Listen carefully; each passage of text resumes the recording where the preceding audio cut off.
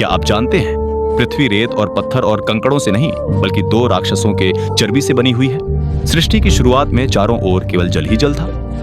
भगवान विष्णु योग निद्रा में सो रहे थे। तभी उनकी नाभि से कमल का पुष्प प्रकट हुआ और उसमें से ब्रह्मा जी प्रकट हुए। विष्णु जी ने ब्रह्मा को वेद दिए और कहा, इनसे सृष्टि की रचना करो। ब्रह्मा जी सालों तक वेदों का अध्ययन करते रहे। इस बीच विष्णु जी फिर से योग निद्रा में सो गए।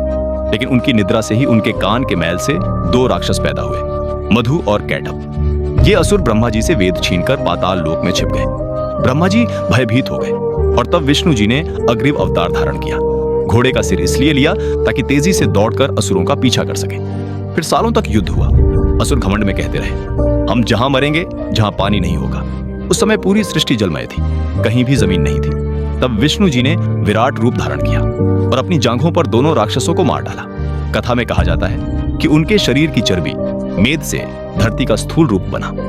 इसी कारण इसे मेदिनी कहा जाता है।